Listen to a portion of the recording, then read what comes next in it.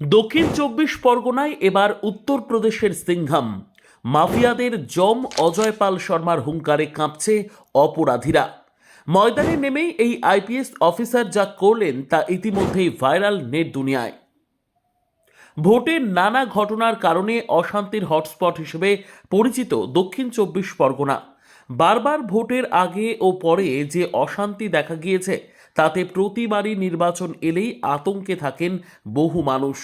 এবার আতঙ্ক কাটাতে নির্বাচন কমিশন হাজির করেছে এক মোক্ষম দাওয়াই।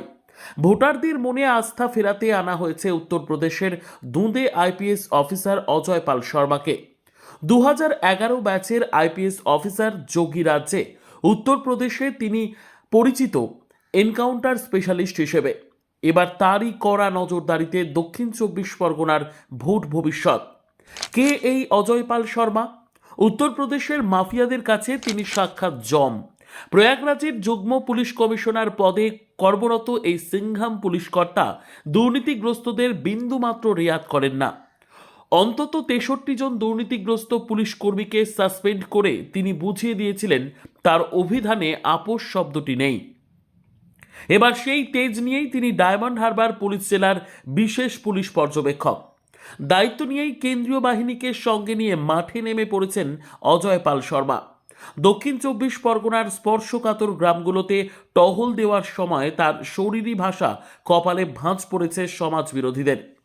সোশ্যাল মিডিয়ায় ভাইরাল হওয়া একটি ভিডিওতে তাকে ফলতার তৃণমূল প্রার্থী জাহাঙ্গীর খানের বাড়ির সামনে দাঁড়িয়ে হুঙ্কার দিতে দেখা গেছে। তার স্পষ্ট বার্তা, কান খুলে শুনে নাও, কেউ যদি একজন ভোটারকেও ধমক দেয় তবে যে অ্যাকশন হবে তাতে পরে কান্নাকাটি বা আফসোস করে লাভ হবে না। বদমাইশি করলেই দেওয়া হবে মোক্ষম দাওয়াই।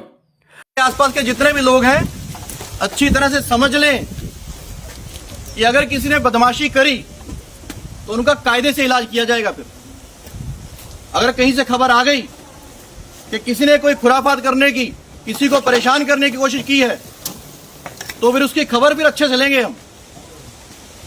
ये जहांगीर के घर वाले भी खड़े हैं, उसको बता देना कायदे से।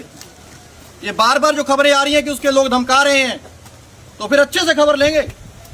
কমিশনের নির্দেশে দ্বিতীয় দফার আগেই দক্ষিণ চব্বিশ পরগনায় শুরু হয়েছে বড় সড় শুদ্ধিকরণ। ডায়মন্ড হারবারের অতিরিক্ত পুলিশ সুপার সন্দীপ গড়াই সহ 5 পুলিশ আধিকারিককে কর্তব্যে গাফিলতির অভিযোগে ইতিমধ্যেই সরিয়ে দিয়েছে কমিশন। সূত্রের খবর, ইতিমধ্যেই বিভিন্ন জেলা থেকে প্রায় 1,500-এরও বেশি অপরাধীকে গ্রেফতার করা হয়েছে, যা ভোটের দিন পর্যন্ত 2,000 ছাড়িয়ে যেতে পারে। অজয় পাল শর্মার এই লড়াকু মেজাজ সাধারণ ভোটারদের মনে যেমন ভরসা যোগাচ্ছে, তেমনি কুখ্যাত অপরাধীরা এখন এলাকা ছাড়া হওয়ার পথ খুঁজছে।